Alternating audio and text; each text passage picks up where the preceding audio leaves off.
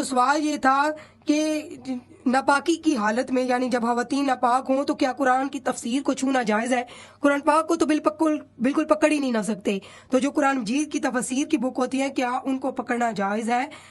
تو تفسیر ہمارے ہاں جو ہے وہ دو طرح کی ہے۔ ایک تو وہ تفسیر جو قرآن پاک کے نسخے میں صفحے کی سائڈوں پر یعنی مختصر کی سی صورت میں لکھی ہوتی ہے، اسے تفسیر خزائن العرفان کہتے ہیں۔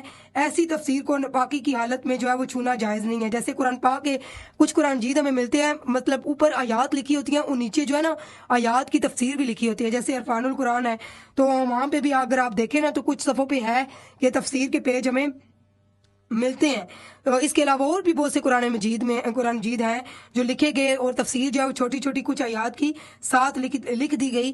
جیسے پیر محمد کرم شاہ صاحب کی تفسیر ہے، تو آپ نے جو ہے وہ اوپر سارے وہ آیات لکھی ہیں اور نیچے ساری جو ہے وہ ایک ایک ان کی ڈیٹیل دی ہے۔ اس طرح ڈاکٹر محمد طاہر القادری صاحب آپ کی تفسیر ہے، امام جلال الدین سیوطی کی تفسیر ہے، بہت سارے علماء کرام کی تفسیر ہے۔ تو قرآن پاک کی اگر آیات لکھی ہیں تو ان کو ظاہری بات ہے اس میں اللہ اور اس کے رسول کا ذکر ہے، اور ہر آیت کی جو تفسیر لکھی جاتی ہے نا اس میں کسی نہ کسی مطلب لفظ ہوتا ہے، تو وہ ورڈ لکھ کے پھر نیچے تفسیر میں بھی وہ ورڈ لکھا جاتا ہے، جیسے انظر نہ کہہ لیں کہ آقا علیہ الصلوۃ والسلام کے بارے میں کہ ہم پر نظر کرم فرمائیے۔ پیر محمد کرم شاہ صاحب کو دیکھیں کہ اگر آپ نے اس کے اوپر اتنی تفسیر ڈالی کہ اس ورڈ کو بھی بار بار لکھا، تو پھر وہ تفسیریں پکڑنا جائز نہیں ہے جہاں پہ قرآن مجید کی آیات لکھی ہوں۔ بہتر یہی ہے کہ ظاہری بات ہے جس طرح قرآن مجید کا درجہ ہے اسی طرح تفسیر کا درجہ ہے، تو یہ پکڑنا، ایسی کتابوں کو ناپاکی کی حالت میں چھونا مکروہ ہوتا ہے۔ اور اس کے علاوہ حدیث و فقہ وغیرہ دینی کتب کو چھونے کا حکم کیا ہے؟ یعنی حدیث و فقہ وغیرہ کے موضوعات کی کتابوں کو ناپاکی کی حالت میں چھونا کیسا ہے، جائز ہے یا نہیں جائز؟